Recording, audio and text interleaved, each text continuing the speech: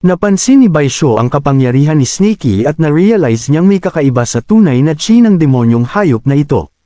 Naisip niyang kailangan niyang gamblein ang teknik, kung hindi, ang kanyang mahalagang artifact ay mapupunta lang sa bibig ng hayop na parang libreng pananghalian. Mabilis siyang naghagis ng dalawang kanay kay Snakey, ngunit umilag si Snakey nang may malambot na galaw. Nang makita ito, na-frustrate si Baisho, sa isip-isip niyang masyadong maliksi ang hayop. Sa kabilang banda, sumulyap si Snakey kay Baisho at na-realize niyang kahit mas mataas ang antas ng cultivation ni Baisho, mas mahina ang kanyang tunay na chi. Mabilis na nag-conclude si Snakey na ang kanyang gravitational art ay walang laban sa kanya. Nang hindi nag-aaksaya ng oras, ginamit niya ang kanyang sandstorm technique at sinundan ito ng kanyang gravitational art, alam niyang mas malakas ang kanyang chi. Nagsimulang lumipad palayo ang artifact mula kay Baisho, na nagpanik at ginamit ang lahat ng kanyang kapangyarihan, na-realize niyang malapit na niyang mawala ito. Habang ang artifact ay halos makuha na ni Snakey, nagmamadaling binunot ni Baisho ang wind settling pearl sa kanyang pouch at pinalipad ito sa ere, sinasambit. Lumipad ng mabilis, tulad ng utos ng mga batas. Umikot ang perla sa kalangitan habang inuutusan niya itong magpatatag. Nang makita ito, na-frustrate si Snakey, na-realize niyang napakaraming artifact ang daladala ni Baisho at para itong naglalakad na ball ng kayamanan.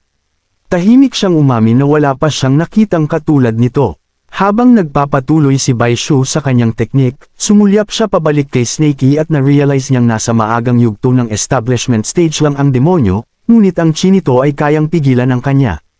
Tahimik pa siyang pumuri kay Snakey habang nakakaramdam din ng pait na ito na ang katapusan ng kanyang buhay. Pagkatapos, lumipat ang atensyon niya sa kanyang kasamang si Hong Lee, na nahihirapan sa simp. Maingat na nagmamasid, napansin ni Baisho na malapit na siyang matalo. Pinag-aralan niya ang estilo at kapangyarihan ng simp at na-realize niyang na ang simp na ito mula sa sekta ng Mountain Moving Sect ay mas malakas kaysa sa inaasahan niya. Nagtaka pa siya kung bakit hindi niya ito kailanman narinig, kung isa sa alang-alang na sapat ang lakas nito upang maging sikat sa mga cultivator. Bigla, napansin ni Snakey na distracted si Baisho at hindi nakatuon sa kanilang laban. Nang hindi nag-aaksaya ng oras, ginamit niya ang earth-piercing spike, tinamaan si Baisho at bumagsak siya sa lupa. Nang mapanood siyang lumipad na parang sirang saranggola, kinutya siya ni Snakey, tinatanong kung saan ba siya nakatingin. Mabilis na tumayo si Baisho, na-realize niyang hindi na niya pwedeng patagilan pa ang laban at kailangan na niyang gamitin ang kanyang pinaka-importanteng kayamanan. Agad niyang kinuha ang Soul Devouring Banner. Isang mapanganib na artifact ang lumutang sa ere, ang nakakakilabot na aura nito ay nakatingin kay Snakey. Inactivate ito ni Baisho at sinambit, mula sa siyam na impyerno, walang kapatawaran. 10,000 kaluluwa ang magiging sundalo ko. Hayaan ang dilaw na batis na umagos ng pabalik at sundin ang aking utos. Puno ng dugo, tinatawag ko ang inyong mga minahan ng kabilang buhay. Habang umiikot ang watawat sa ere, sumulyap si Snakey dito, nalilito. Sa kabilang banda, nagpatuloy si Baisho sa pagsambit, hayaan ang lahat ng walang hanggang patay na maging espiritu para sa aking watawat. Nang makita ito, medyo natakot si Snakey, tahimik na inamin na mukhang sobrang delikado ang artifact. Nagtaka siya kung anong uri ito ng kayamanan. Walang pag-aalinlangan, lumunok si Snakey ng isang divine burst kill, na-realize niyang hindi niya pwedeng bigyan ng sapat na oras si Baisho para tapusin ang pagcast. Kailangan niyang kumilos ng mabilis. Pagkatapos mag-isip ng mabilis, nagdesisyon si Snakey na gamitin ang Mountain Embracing Seal, isang advanced earth elemental art. Upang gamitin ito, kailangan ng isang tao na mahinahong i-visualize ang isang malaking bundok, likhain ang multo nito, at isanib ito sa tunay na chi para patigasin ang imahe. Kung mas malakas ang chi, mas malaki ang kapangyarihan ng bundok. Ang art na ito ay humihingi ng sobrang taas na tunay na chi, isang malakas na ugat ng espiritu ng lupa, at malaking pag-unawa. Karaniwan, inirerekomenda lamang ito para sa mga cultivator na nasa huling yugto ng foundation establishment. Samantala, patuloy na ibinubuhos ni Baisho ang kanyang lakas sa Soul Devouring Banner. Habang sumasagupa ang mga multo kay Snakey, na-realize niyang sa sandaling ito, hindi opsyon ang pag-atres. Alam niyang ang pag-atres ay nangangahulugang pagkatalo, at ang pagkatalo ay isang bagay na tinatanggihan niyang tanggapin.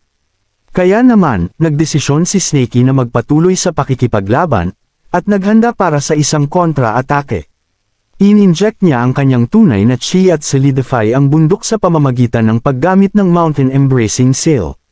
Sa kabilang panig, nagtago si Baishu sa likod ng isang puno, kinokontrol ang mga multo na sumugod diretso kay Snakey. Bulong pa niya sa sarili, tinatanong si Snakey, sumuko ka na lang at maging pagkain ng kanyang soul-devouring banner. Dahil sa frustration, inutusan niya ang mga multo na lapain si Snakey. Nakarating ang mga multo kay Snakey at nagsimulang punatan ang kanyang katawan, kaya napatalon siya sa sakit. Na-realize niyang hindi niya sila kayang labanan ng harapan, kaya ang pinakamahusay na opsyon niya ay ang kontra-atakihin sila ng sarili niyang teknik. Nang hindi nag-aaksaya ng oras, inactivate niya ulit ang Mountain Embracing Seal, at sa sandaling tumigas ang bundok, inutusan niya itong durugan si Baishu. Nang makita ang isang malaking bundok na nabuo sa likuran niya, nagulat at natakot si Baishu. Na-realize niya na ito ang Mountain Embracing Seal, isang teknik na halos walang nakakaalam sa buong sekta ng Mountain Moving Sect. Nalito siya, nagtataka kung paano nagagamit ng isang demonyong hayop ang ganoong mataas na antas ng art ng perpekto. Bigla, napansin niya ang Phantom Mountain na pababa sa kanya, kaya't siya ay namutla sa takot. Sa kawalan ng pag-asa, kinuha ni Baishu ang kanyang cloud-supporting umbrella sa ulap upang harangan ang atake. Gayunpaman, lubusang nalampasan ng Mountain Embracing Seal ang kanyang depensa at bumagsak ito. Nayanig ang lupa sa impact, at si Baishu ay sumabog palayo, hindi makaganti o makatakas. Nang makita ito, lumipat ang atensyon ni Hungry mula sa kanyang laban, at siya ay natulala. Nagtataka kung talagang natalo si Baishu sa isang demonyong hayop. Sa sandaling iyon, napansin ng simp ang kanyang destruction. Sumugod siya patungo sa kanya at kinutsa siya, tinatanong kung saan ba siya nakatingin. Walang pag-aalinlangan, ibinalot niya ang kanyang Heavenly Tribulation Cudgel sa katawan ni Hungly, ginapos siya ng kanyang binding art. Nagpumiglas si Hungly ngunit hindi siya makawala. Bago pa siya magkaroon ng pagkakataong mag-react, ipinalo ng Sim ang kanyang killing fit, na isang napakalakas na sandata, sa tiyan ni Hungly, kaya't nawalan siya ng hininga. Ang impact mula sa suntok ay napakalakas na tumagos ang suntok diretsyo sa harapan ni Hungly at dinurog ang kanyang gulugod, binasag ang mga tadyang at bawat buto sa dinadaanan nito. Siya ay lumipad ng ilang metro palayo bago bumagsak sa lupa, nag-iwan ng isang ulap ng alikabok. Habang humuhupa ang alikabok, lumakad ang simp patungo kay Snakey at bumantong hininga ng kaginhawaan, sinasabing sa wakas ay tapos na ang laban. Nagbiro pa siya na muntik nang mabali ang kanyang likod, ngunit salamat daw kay Senior Snakey. Gayunpaman, naglaho ang isip niya nang mapansin niyang walang sagot si Snakey. Kinamot niya ang kanyang ulo, mabilis siyang tumingin sa itaas at na-realize niyang ginamit ni Snakey ang Mountain Embracing Seal. Pinuri pa niya ito, sinasabing si Senior Snakey ay isang tunay na henyo dahil natutunan niya ito sa isang subok lang. Matapos walang marinig, luminga siya sa paligid sa pagkalito, nagtataka kung saan nagtatago ang kanyang senior. Sa kabilang banda, desperadong nagpupumigla si Snakey na harapin ang mga multo mula sa Soul Devouring Banner. Habang pumapasok sila sa kanyang katawan, sumisid siya sa ilalim ng lupa, sinusubukang tumakas.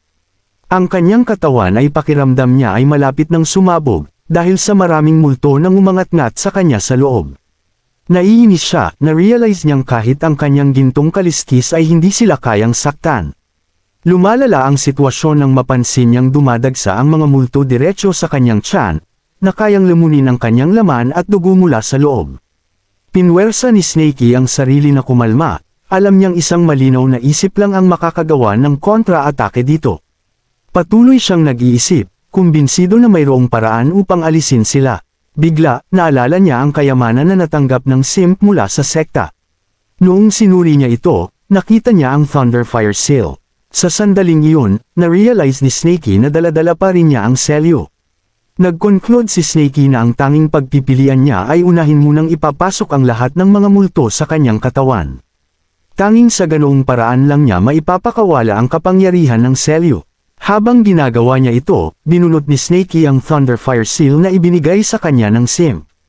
Alam niyang sulit na subukan. Pagkatapos ng lahat, hindi niya pwedeng hayaan ang mga nakakatakot na freeloaders na ito na kainin ang kanyang laman at dugo mula sa loob. Sa isang mapait na ngiti, naisip niya na ito ay isang lubusang do or die na sandali.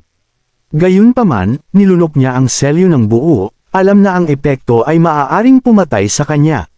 Ngunit ang pag-aalinlangan ay hindi opsyon. Nagsimula siyang sumambit ng malakas, idineklara, langit at lupa. Lahat ng nabubuhay ay ang mga piraso. Agad na nag-activate ang selyo sa loob ng kanyang katawan. Sa huling utos, pinasabog niya ito mula sa loob, at isang dumadagandong na pagsabog ang lumaplap sa bawat multo na nagkukubli sa loob niya. Pagkaraan ng ilang sandali, mahina si Snakey na nakaupo sa lupa, malapit ng mahimatay.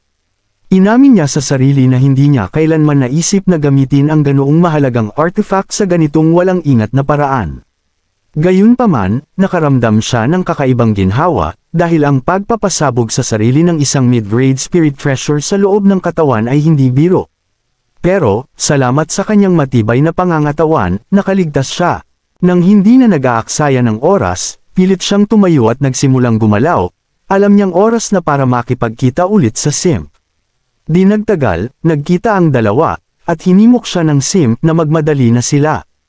Tinanong pa nga niya kung saan sila sunod na pupunta, dahil tapos na ang kanilang misyon. Sa halip na sumagot, ngumisi si Snakey at pinuri siya, na sinabing tunay na kahanga-hanga ang ipinakita niyang galing sa pagkakataong ito. Narinig iyon, nanahimik ang simp, na nagdulot ng pagdududa kay Snakey. Tinanong niya kung anong problema, at biniro pa nga kung lihim na nahulog ang loob ng kanyang junior sa babaeng enforcer, si Hong Lee. Mariin na tumanggi ang simp, habang seryoso ang mukha. Hula ni Snakey kung ang bigat ng pagpatay sa pinuno ng sekta ang bumabagabag sa kanya. Ngunit sa halip na kumpirmahin iyon, matigas na nagsalita ang simp. Na sinabing mayroon siyang hiling, gusto niyang umalis muna sandali. Nalito si Snakey at tinanong kung saan eksakto ang balak niyang puntahan. Nang may seryosong ekspresyon, sumagot ang simp na gusto niyang tumungo sa front lines. Diretso sa Chuyang City.